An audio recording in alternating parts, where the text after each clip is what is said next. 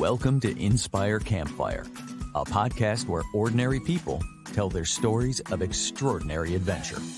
These are campfire stories meant to inspire the rest of us to light the fire within, get outside, follow our dreams, and return to tell our own stories.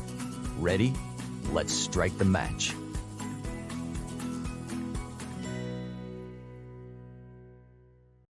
Welcome to the show. I'm your host, Scott Wurtzbacher, and today we're talking with someone with an extreme intentionality about living every moment to the fullest. As a young adult, he lives with the foresight of what he expects from the various stages of his life and embraces the now. Ty, aka Ty Travels, is with us today. And while he calls Long Island, New York home, he has taken on a life of full-time travel. After going to business school, Ty decided he needed to get some work experience. And while evaluating options, an opportunity to travel found him, and he embraced it, knowing that life is short and you only get to be in your 20s once. Ty has discovered that there's always something amazing going on somewhere in the world, and he's never afraid to hop on a plane at a moment's notice to go find out what the fun is all about. While his carefree attitude and free spirit are infectious, there's also learning that happens when we travel to new places. I can't wait to share how Ty's awareness has expanded and find out more about what he might do next. Ty, welcome to the campfire. Thank you. Thank you for having me. I appreciate it. Man, I think I told you the other day over text as we were kind of talking. You have a great Instagram page and it's hysterical. And I just got caught on there. You know, you're the reason why people like open up Instagram and then they just get stuck and they're like, oh my gosh, 45 minutes has gone by. Contributing to the addiction. I'm sorry. Yeah, but it's super inspiring. I want to set the stage for listeners to get to know a little bit. I'm going to call some of the things that you do harebrained adventures. I want to talk about a couple of your harebrained adventures if we can.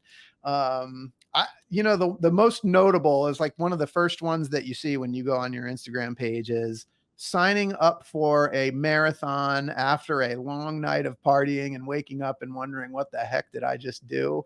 Tell me about that. Yeah. So I'm one thing about me is I'm very delusional. And I was always like, I could just run a marathon. I could do it. And then I went out, I think it was a Puerto Rico, and I probably had like 15 beers. And then I woke up to an email that said that I signed up for a marathon in September, which is like 7 months later. And I was like, ooh, that's not good. And then I scrolled and then it said that the marathon was non-refundable. I was like, that's way worse. I looked at another email and I saw that I booked a hotel too, which in my like drunken ability is tremendous like control of the situation. I got the hotel booked.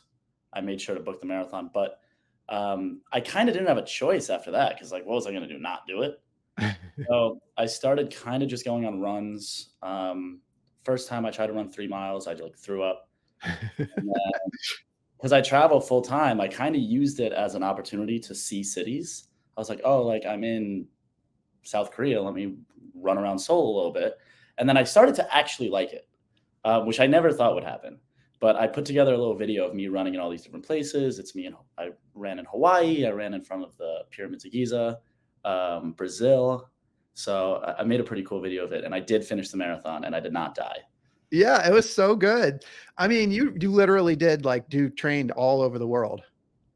Yes. I would go on maybe 1 or 2 runs a week, but every week I was somewhere different. So I running over the Golden Gate Bridge was a big thing that I wanted to do. So I was able to go to San Francisco and do that. So it was a lot of fun. Yeah. So that's just one of many fun little stories. And that's, that just sort of scratches the surface, but tell us a little bit more about Ty and some of these adventures that you've taken. Yeah. So basically I grew up and my mom worked for an airline. Okay. And I kind of got hooked on traveling there. And then since my mom worked for an airline, I was able to get free standby flights as a kid. Got it. So I kind of learned as a child, like, oh, this unlocks a whole world. Because if flying is free or like super cheap, you can go anywhere. And then I was like, ooh, okay. So I got a part-time job at an airline when I turned 22, 23. Okay. Got those flight benefits back. So now the world is just so open because I am so fortunate to be able to fly for super cheap. And I kind of just go to the airport and go wherever feels right. And I know that's an insane thing to say out loud, but I'm in a very fortunate situation. I just love traveling. I want to go everywhere. My goal is, I don't really have a country goal by a certain age, but I love traveling. I love being in new places. I love meeting new people. So that's where it comes from. Well, and I should say 25 years old and already been to 53 countries. Yes, this is true. Yeah. And what was funny is, I mean, it was only like maybe 2 weeks ago that we spoke for the first time and you were at 50. And then I texted you like 2 days ago and you're like, oh, no, we're up to 53 now.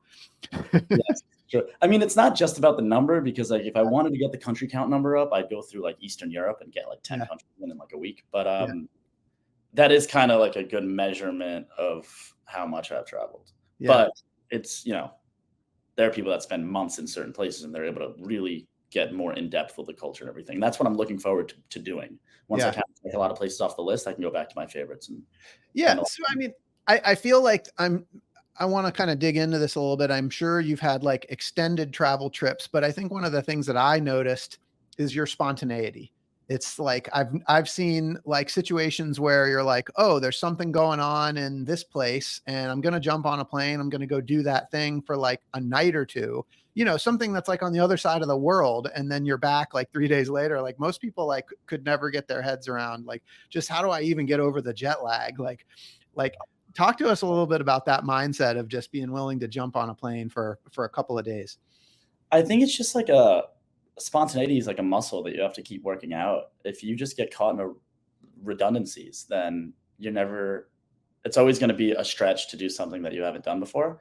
And then when you get comfortable just doing new stuff all the time, your brain's kind of conditioned to be like, yeah, I'll go to Doha tonight. Or at the end of the day, I mean, travel specific wise, like as long as a place has food and a hotel or a hostel or a friend or somewhere I could stay, I'm good. And there's not like an active war going on. That's a big one. So I kind of just know like, oh, okay, there's this thing going on in this place. I'll go there. When I land, I'll book accommodation. I'll figure it out. So it's spontaneity, but there's also a resourcefulness, I think, that comes along with it. Yes. But that's been built up over time, partially because how I grew up, and then partially just because of my experience. They've now led me to a point where I feel comfortable just going anywhere. Yeah. So, all right. Well, let's talk about that. So spontaneity and resourcefulness. And you said part of that is how you grew up. I mean, was there a time have you always been spontaneous? Yes. I have never really been able to sit still and do nothing, which is maybe going to be an issue later in my life. But for now, it's great. Because when I was a kid, if I had an off day, I would do so much. I'd pack as many things into the day. I'd like plan ahead to hang out with one friend at 8 a.m. and then another friend at noon and then another friend at 4. And then on top of that, my mom, like I said, she's from Finland, and she grew up in a very independent manner where her parents kind of let her do whatever because Finland's very, very safe. And then she kind of brought that like Euro style of raising a family to like me and my brothers. And I remember I was 13 years old and she was like, oh, you're going to go visit your grandma in Finland. Here's your plane ticket. I'm going to drop you off at the airport tomorrow. And I was like, okay. And I was a child. You were 13, did you say? Yeah, I was 13. And I looked like I was 7. That's amazing. And I landed in Helsinki and then my grandma was just there, picked me up. I'd never met her before, but I was like, oh, okay. And that kind of just stuck with me. I think it's because of how I was raised, but I'm able to get used to putting myself in those situations. And I remember coming back from that at like 14 and 15, and I had friends in the States where their parents wouldn't let them walk around the block to go get pizza because they were worried about their safety, which is very fair. But it was just very different with how I was raised. Yeah, 100%. That's because that's something I thought I really wanted to explore today, and we've talked about it, but like this idea that your mom raised you, I mean, put you on a plane at 13 and you flew across the pond and you're like it makes a whole lot of sense that you would be as spontaneous as you are, but you did kind of talk about having friends that were raised very differently. I'm curious, like what that was like for you, like that sort of compare and contrast with your friends, and like, how was that? Like, did you feel like judged in any way by your friends that were raised in that way? No, because I was 14 and delusional and didn't feel judgment. But I imagine my current self would have noticed the judgment. But I mean, it was kind of frustrating because I wanted to do certain things. And I remember being like 17 and I was in high school and I wanted to like plan a trip to Florida for the spring break or whatever. And my friends weren't allowed to because, their parents. So, which is, it's fair. I mean, I don't have any kids that I know about, but when I have a family, I'm probably going to be pretty cautious with my kids' whereabouts. So maybe it wasn't the best decision on my mom's part to just let me do whatever I want. But I think it turned out okay because I'm still alive. So, but yeah, there was just a little bit of frustration, but not because I wanted to do so many things that my friends weren't allowed to, but it worked out. I have the best friend group in the world. So I was able to find my people. I love that. It's important. So, so speaking of spontaneity, just kind of hitting a highlight of another one of your recent adventures, you had, you and I think a friend of yours essentially allowed social media to decide where you were going to go. You guys went to the airport and social media just voted on where you would go. Tell us about this. Yes. This is my friend, George. He is at George Goes Far on Instagram. He lives in London. He's from London and he's been traveling quite a bit as well. And he's gone crazy places like the Congo and some super cool places. And he also is super fortunate where he's able to fly standby. So me and him had this idea that we should just go to the airport and show up and let people decide where we go. So we basically put a poll up and there were about 70 cities all around the world. And we went to Doha because we figured Doha, we could both fly in Qatar. And that has like the widest route network. So we literally end up on any continent. And two cities immediately started getting votes. It was Baghdad, Iraq, and Beijing, China.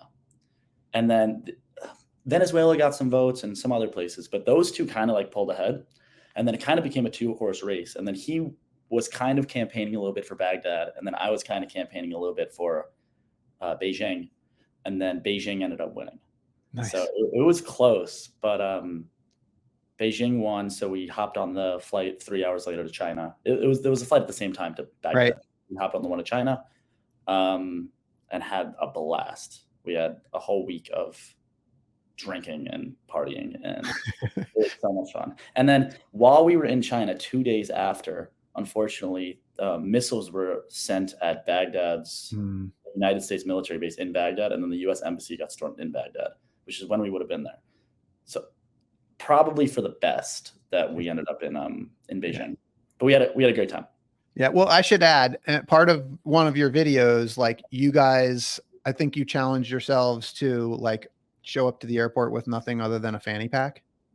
Yeah. We didn't bring any luggage. We had a fanny pack, and then I got business on the way there and he didn't. So I got pajamas. So immediately when we landed, we had to go buy clothes and get ourselves situated. Yeah. So we went to the market and we got a couple outfits and everything. And I have some videos about that I'm going to throw up. But super fun. Take me, this is like a conversation I think most people would have a really hard time getting their heads around, like just showing up to the airport with no luggage and just traveling to a foreign country. Like walk us through like the mindset for like the first, maybe 24 hours of a trip like that. Like, especially like when you arrive at your destination. Okay. So the first thing is the visa situation. I have a US and a European passport and he has a British passport. Okay. So the 70 countries that we picked, we were only able to pick cities in countries where we had visa and we were allowed to get in. Basically, we really wanted to go to Pakistan, but you have to apply in advance, and like there were some places that we couldn't go to. Gotcha. So with China specifically, it was a transit visa that we had to like know all this going ahead of time, and basically you're allowed visa-free entry into the country. You're only allowed to spend 5 days, and then you have to have a confirmed flight out. So as soon as we found out we were going to Beijing, we were like, okay, cool. We have to book a confirmed flight out of Beijing to be allowed in. So that was first step. So then we just went on Skyscanner and we looked up cheapest flights on Friday out of Beijing. And it was like, oh, for $70, you can go to South Korea. We're like, okay, cool. So we booked that. And then we were like, all right, hotel. That's the next step. And then we were like, then we went to the lounge and we started drinking a little bit, and then we forgot. So then we landed in Beijing, and the immigrations, first they checked that we had a flight out, check. And then they wanted to see our hotel, and we didn't have that. So then he was like, oh, just go in that corner. So we had to like hop on the Chinese Wi-Fi and book a hotel last minute, which we kind of just found like a random one downtown that wasn't that expensive. It was actually super tough to find hotels because it just so happened to be their Golden Week, which is like their day of their Independence Day. So there were a lot of tourists in Beijing because it's the capital for their Independence Day. But luckily, we were able to find a hotel, and then kind of just hopped in a taxi, got a ride to downtown, and went to go get some chicken and rice and some beer. There you go. So you get your visa, you get a place to stay. There you go. You're good to go. Visa, place to stay, then we're good. I mean, the biggest thing is like getting in the country. Like once I'm through the immigration border, I know I'm going to be able to figure it out. But I was a little bit nervous about visas and everything because with China, you never know. Yeah. All right. So, different generations here. You're talking to an old guy. Like, where does sleep factor in? Oh, I should do that. I should definitely be doing that a lot more often. Basically, what I do is I travel, drink, and stay up a lot. And then my body just like shuts down, kind of like when your iPhone overheats and it just turns off. That's what happens to my body. So I'm good for like 1 or 2 days a month where my body just shuts off and I just can't move for like 2 days, which is terribly unhealthy. And I wouldn't recommend that to anybody, but I've been doing all right for the last couple of years. Well, and this plays into your whole intentional plan about living your life to the fullest in your 20s. And we're going to come to that. But I wonder, like, can you just kind of talk us through this sort of life of full-time travel that you've created for yourself, and maybe give us a little bit of background on how this came to be? Yeah. So basically I was trying to be as strategic as possible about, this is after I graduated college, and like, that's like a big like step for people in their life. And I was trying to be as strategic as possible with what I'm going to spend the next couple of years doing. If I wanted to go into business, what factor of business would get me the most connections and allow the furthest opportunity for growth? Or if I didn't want to go to business, what would I want to do? And basically, I was like, what is like the positional advantage of my 20s that's unique to now that I don't have when I'm 30? And I was like, all right, well, no kids, no girlfriend, no expenses, no standards of how life is supposed to be, no expectations of what I expect to receive from everybody, full health, full freedom, full mobility. I'm kind of in this position now that where I'll never get this opportunity back. Mm-hmm. So like, how can I make the most of the situation I'm in with all these luxuries that I'm granted now? So, which will set me up best for my 30s. And then I kind of like brought it down to 3 different things, like experience, develop, and connect. So I kind of want to just experience everything I could possibly experience. Growing up, I always heard people that were like 40, 50, 60, and they're like, oh, it's been my dream to go to Europe. Like, it's been my dream to go to Paris. And I always kind of thought that was like, obviously everybody's in different situations, but if it's your lifelong dream to go somewhere, you can do it. A flight from New York to Paris you can get round trip for like $200. And if it's your lifelong dream to do it, there's a way to make it happen. Mm-hmm. And I didn't want to be one of those people that had all these lifelong dreams. And since I was 10 years old, I dreamed of doing this. And now I'm 50, 60. And my situation, because I have kids or a job, doesn't allow me to do it. So I wanted to just basically experience and do everything I've ever wanted to do in my 20s. The second one was just develop myself, my understandings of the world, develop my understandings of different religions, different cultures, different lifestyles, basically just build like a internal, mental, spiritual database of my understanding of the world. And that only can happen through my experiences. And then number 3 was connect. So I think I'm a pretty outgoing person, but I really do try to make connections everywhere I go because I love meeting people. I love talking to people, but more so, it's so important to have friends and have connections everywhere, because when I was 15, I knew this guy that had a guy for everything. It's like, oh, you want to open a nightclub? I know this guy. He's my good buddy. He owns 10. Oh, you want to open a restaurant? I know a guy. Yeah. People know guys. Oh, I got invited to the Super Bowl. I didn't pay for the ticket. I know a guy. And I always thought, how do these people know everyone?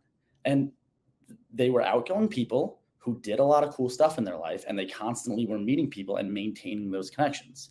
And that's super easy to do now with social media. So I'm very intentionally doing that now. Not like I'm using people for capital, but I have a lot of friends all over. And when I get invited to certain things, or my friend opens a nightclub here and I'm backstage or meeting certain people, everybody asks me, like, how did I end up in this situation? But it's just, I've dedicated my life to doing things all over the world and making sure that I talk to people and become friends with people all over. Because I think that's what life is all about, basically.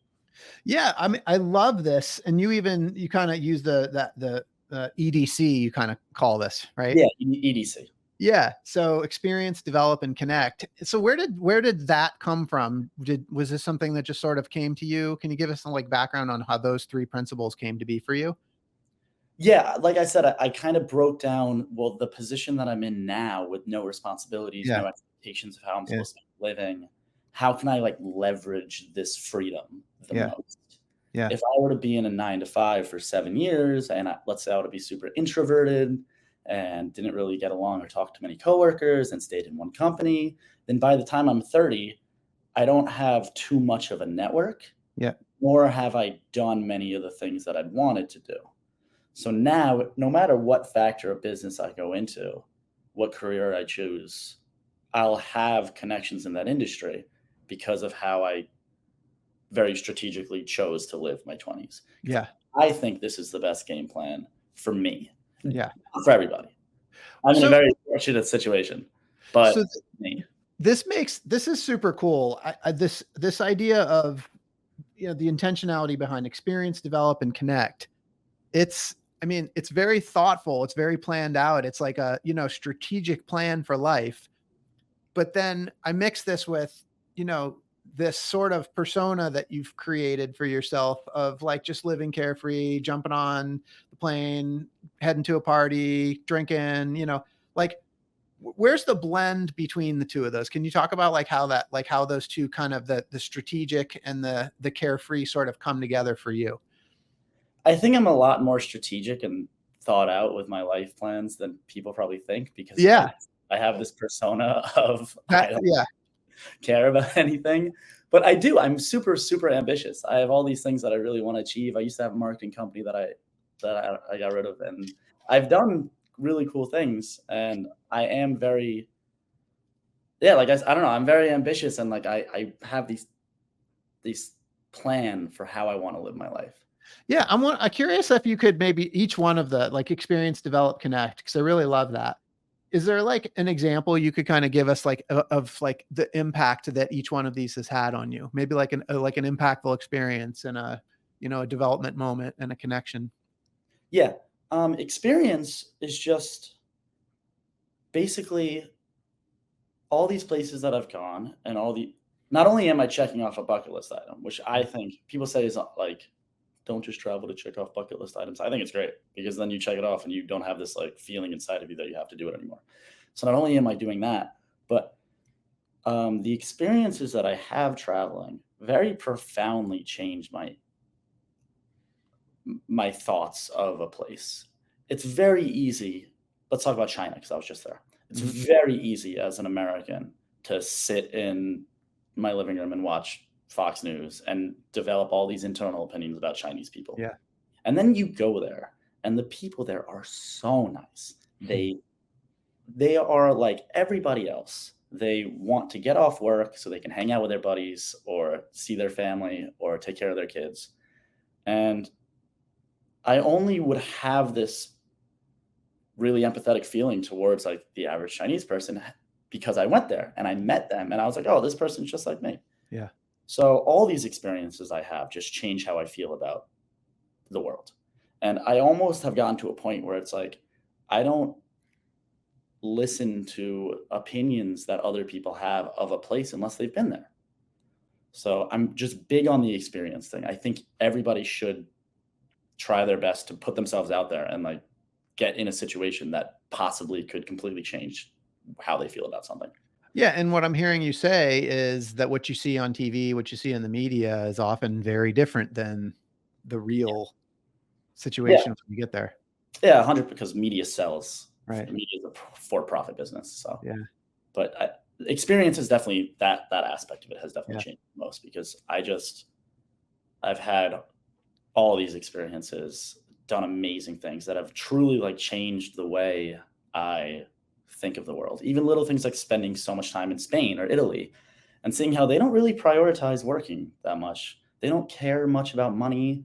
They don't want to open their shop on Sundays, even though it would make them a ton of money because they'd be the only shop open, but they want to spend time with their family. And they just have different priorities. So really immersing yourself in a culture like that, or in Italy or something like that, coming back to America where everything's so like capitalistic and everybody's so money hungry, it does that in and of itself changes your opinion of how you feel about certain places. So experience was a big one. Yeah, I'm curious just on the topic of places as somebody in their 20s, but having this intentionality about your whole life, like have you found places around the world that you've considered like, well, that would be a cool place to actually settle down when I'm ready? Yes. Um, Spain, I lived there over the winter Uh-huh. because I played hockey there, which was an amazing experience. And then Italy, I love as well. Yeah. Unfortunately, I really like the warm weather. So that kind of, I'm a Finnish citizen, but that kind of makes Nice. I don't know if I can do that. Love Spain, love Italy, love Portugal. France is okay, but the language throws me off. But basically, like that area of Europe, Yeah. I Got it. think is my favorite place in the world. Got it. That's cool. Well, it'll be fun to kind of follow your journey and see, where you end up next and long term how that plays out. But let's go to develop. Can you give us some examples of how that's played out for you? Yeah, I mean that one's connected to experience basically because experience leads to me developing myself. Yeah. It develops my opinions of certain things and my opinions of myself. Little things like the marathon, like that taught me that I could actually do something like that. And That's had I not a not, little thing, by the way. That yeah, I it's mean, pretty impressive. yeah, I don't know. I was completely delusional. I could like, oh, I could just do it. Which maybe it should have humbled me if I wasn't able to finish it. But now I'm like super confident in my ability to do things because I was like, oh, I did the marathon. Yeah. So putting yourself in having these experiences forces yourself into this development, and then also your development of other people, understanding different people's culture, understanding, oh, maybe they weren't being rude. It's just in their culture to talk like that. Understanding, yeah, basically just understanding people, understanding their culture, understanding religions, understanding. I'm not really political at all, but if you meet a Chinese person and understand why they think China has a connection to Taiwan, that's a whole political argument I would never get into. But you understand why they think what they think. You understand why other people think what they think. And it like disarms you from talking to somebody in such a hostile manner or just assuming the worst out of a stranger just because of their belief. When you understand what they came from, what their like true beliefs are, why they believe what they believe, as opposed to just what they believe. Yeah, I mean, to me, it sounds like, the more you travel, the more your sort of awareness opens up, like, and Yeah. your level of understanding of how things work. And I guess I'm just curious, like, has the travel sort of opened you up more, and maybe in what ways? Like a extroversion way? No, just like I guess like you talk about like your understanding of the world, like being able to like witness and experience the world is opening up your awareness and maybe I don't know, I guess maybe like I don't sense that you were ever a judgmental person, but I would think that like the more that you've traveled, like the more you become open to like non-judgment and like this willingness to be more understanding, become a better listener. Yeah, I would say so. I just think it's super important. I don't think I would have realized this when I was 17, but now I think it's super important to realize why people believe what they believe. Like, Mm, oh, everybody's just like, oh, that person thinks this, that person thinks this, but it's like, mm, what got them to the point where they believe that? And can you empathize with their origin? yeah. Um, and I think I saw today on TikTok actually a video of how everybody in Spain kind of just hangs out all the time. And then somebody commented, that's why they have such an embarrassingly low GDP. Their GDP is literally worse than Texas. And this probably 16-year-old dude that's commenting that just doesn't understand that they don't care about that. Like a 16-year-old American saw people in Spain hanging out and immediately thought GDP, GDP, GDP. Mm, yeah. As opposed to in their culture, they don't prioritize working hard all the time. They Mm, prioritize family time. They prioritize yeah. their health. They Yeah. prioritize other things. And you have to be in these situations to really empathize with these people and why they live the way they live. This could be anywhere in the world, Yeah. but why these people live the way they live, Right. both for good and for bad. What, if somebody's from a less fortunate area, what led them to that situation? And understanding that everyone is like exactly the same deep down. Everybody has the same like base Yeah. personality, basically. And then people just stem into different branches and belief systems based off their environment. Yeah, I mean, what's coming to me, like that person that made that comment is like seeing the world through a particular lens. Yes. And it's almost like when you travel, it gives you the ability to sort of take the lens off completely. Yes, exactly. Yeah. And see through other people's lenses. Yeah. So I think I'm just the biggest advocate for traveling in the world. Yeah. Yeah, you are. I love it. I Talk about Connect. Do you have some examples of how Connect has shown up for you? just Mhm. meeting people, having friends, making connections. I was just hanging out with this guy in Peru and great dude. And then I went back to the States and he was like, oh, I'm going to be in Brazil next month. Come to Brazil. So I was like, all right. So then me and him hung out in Brazil. I met a guy in Colombia 3 years ago who I've stayed in very close contact with, and he's opening one of the biggest nightclubs in Cabo. So I'm going to be at his opening and like I'm helping him, me and him talk about it all the time. So just putting yourself in these situations where you meet these people and you just expand your network. Like you have friends from all over, which that's my favorite thing. I love having friends from all over. And I've gotten to the point where almost anywhere in the world I go, I kind of know somebody that's there. So That's I so fun. travel alone still, but I have friends pretty much all over, which I love. I think it's the coolest thing ever. Yeah, the more you travel, the more the world feels like it gets smaller and smaller, right? Yeah, exactly. And then speaking of a small world, I've gotten to the point several times where I met this girl in South Africa, and then I met this girl in Brazil, and then they met in Colombia, and they follow each other on Instagram. And they're like, "Oh, you know Tyler?" And that's happened to me a bunch of times where just people that I've met in complete opposite corners of the world meet, and then as much as people want to hate Instagram, it's really good for like social networks, Yeah. understanding who knows who, and being able to maintain connections with people. Yeah. And you realize how small the world is. Yeah. Yeah, I love it.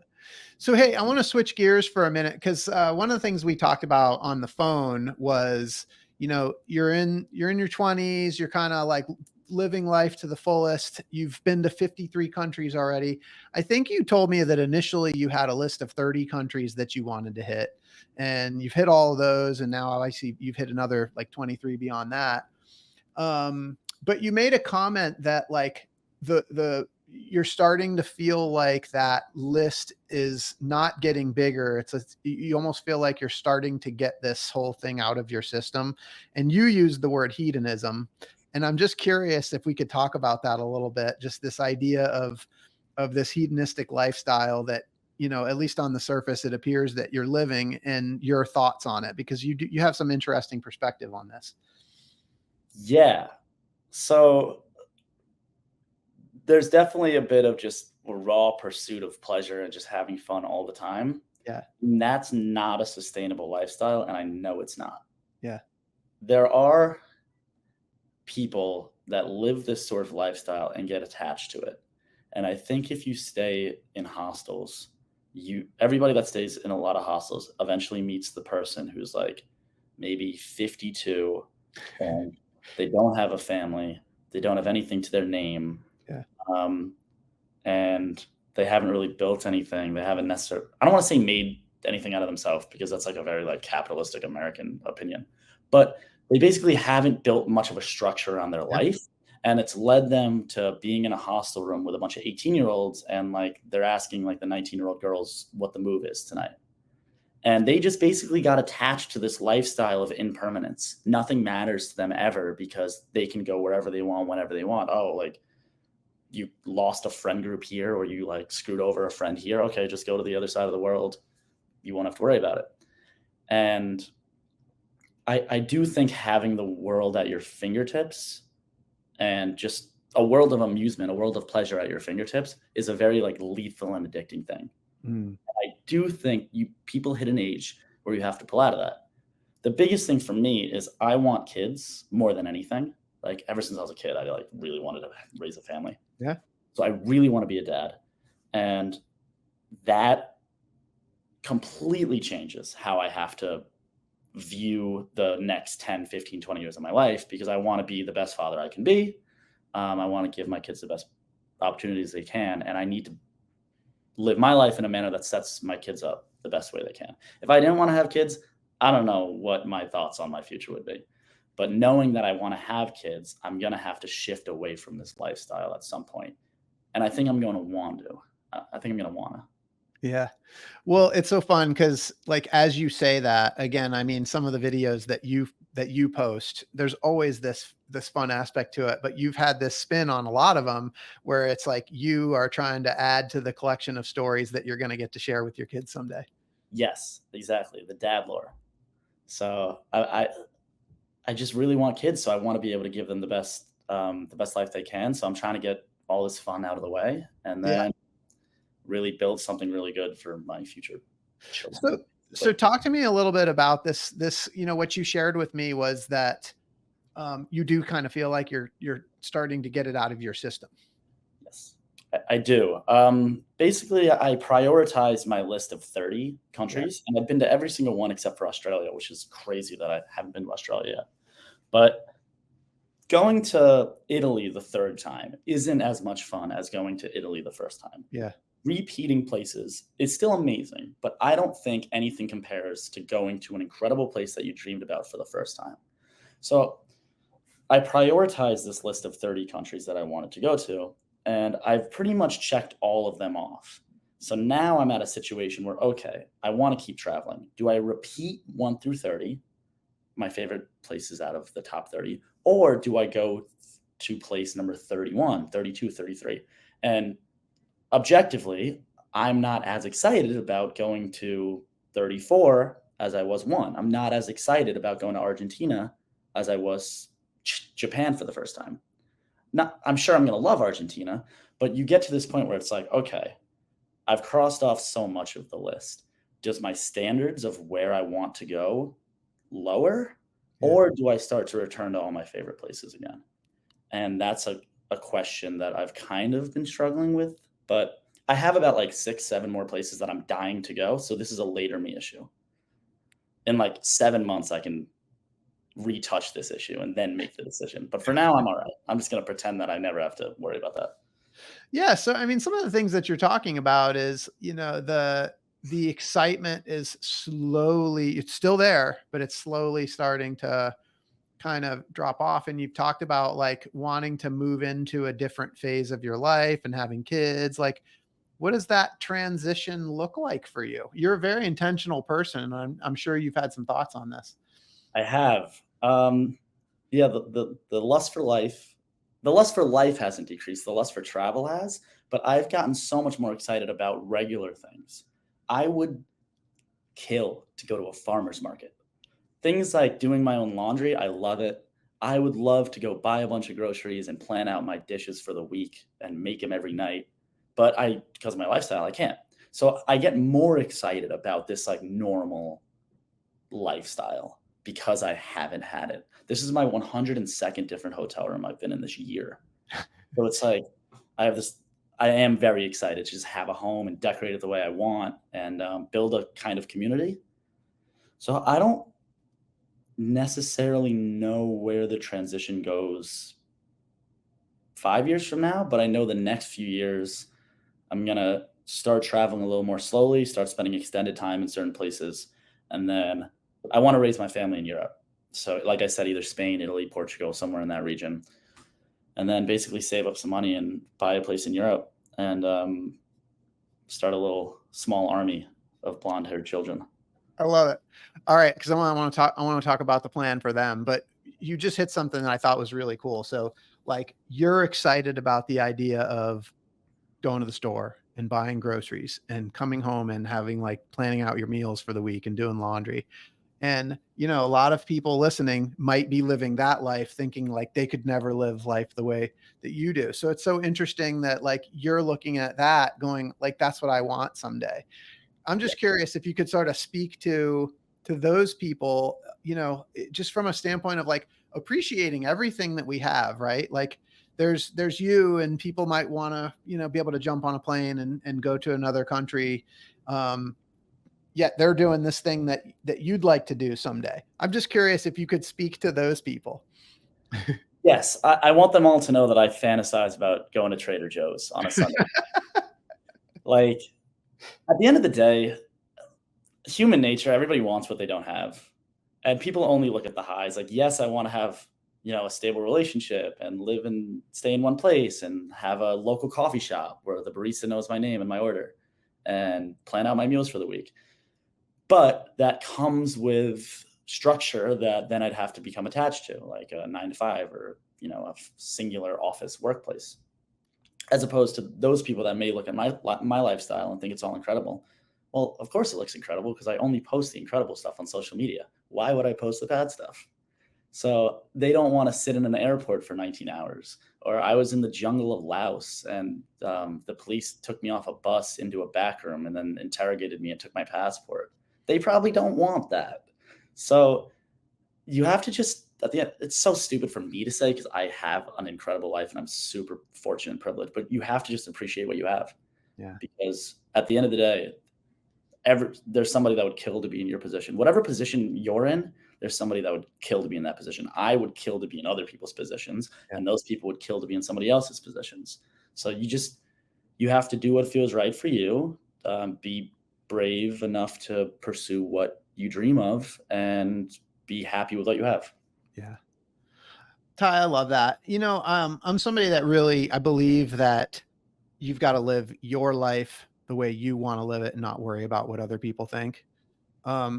On the flip side of that, I'm sure that there are people that have seen, the way that you'll jump on an airplane and go fly across the country and, party, have a good time, come home, and maybe call that like whether it's escapism or like avoidance of responsibility or like I'm just curious like how you would respond to people like that. That's such a good point. Maybe it is, and maybe I'm just really good at rationalizing it, so I backtrack and made this whole plan that makes my current lifestyle make sense to me. But at some point I want kids. I'm only 25. I'm not too old. Yeah. And I think this is the time to live like a crazy lifestyle. If I was 35 still doing my exact lifestyle, I would say it's just pure avoidance of adult responsibilities. But at 25, I think I can still get away with it. And it's a lot cooler to sleep on the beach after a nightclub at 20, 22, 25 than it is at 40, 45, 50. So they do have a point. I think I am maybe avoiding the responsibilities of the real world, but I'm going to be in the real world for 50 years, as long as I don't die of natural causes at 25. But I'm going to be a real adult for a long time. I'm okay with pushing it off for a couple more years. Yeah. And, my opinion is like, you don't have to become a real adult, as you just said. Like, maybe there's this nice both and of really being able to embrace life. And I'm curious too, because you've had all these like super cool experiences at such a young age. Like for you, what do you foresee like being able to take this lifestyle and the lessons that you've learned in this lifestyle and in your 20s, like how all that is going to benefit you as you go into your 30s and your 40s and, moving into that place where like you talked about people that look back with regret, right? And say, I wish I had done those things. Like, what do you think you're going to carry forward with you? Ideally, the opposite. I look back and say, I made the most of everything I could have possibly done when I had the chance to do it. I had the opportunities to go to all these places and live this crazy lifestyle of sleeping on airport floors and going to random third world countries, and I made the most of it. And now when I'm 30, hopefully I'll be like, oh, now my plans has changed. My life isn't as self-indulgent. I have a family that I want to take after, that I want to look after, and I'm happy that I lived chaotically as a youth, because now I'm able to really provide the best life I can for my family, if that makes sense. It does. I love it. Ty, you've traveled to 53 different countries in a very short period of time. And I'm just curious, how, like, we talked about this a little bit, but sort of this expansion of awareness that you've had, like, what advice do you have for people that are inspired by your travels and how you've expanded your awareness and, maybe would like to travel more and have some of those experiences? Like what would, having lived the life that you've lived so far, what advice would you have for people as it relates to traveling? My advice, number one, is financially, people can do it. If you want to go to this exact place on this exact date and stay at this exact hotel, you're going to have a tough time being able to string that together, basically. But if you're like, hey, I want to travel, I'm willing to go anywhere, these are my dates that I have off, anywhere that's cheap, send me. I would go, okay, I just found these flights here. It's this much. Go. Here's a hotel. When you get to the hotel, ask your bartender or the hostess, say, hey, when you go to a restaurant, where do you go? Like when you go to a bar, where do you go? And go to the local spot and sit down and grab a beer with a stranger. You can't wait until everything to be perfect all the time. You're not, like, the stars aren't going to align for every one of your trips. If you wait for the stars to align for all your trips, you're only going to have one. So you have to just go and stay at hostels, stay at cheap places, meet locals, become friends with strangers, and you'll learn that the world is way less scary than anybody makes it out to be. I love that so much. And it actually goes back to something we talked about early on in the conversation about spontaneity and resourcefulness.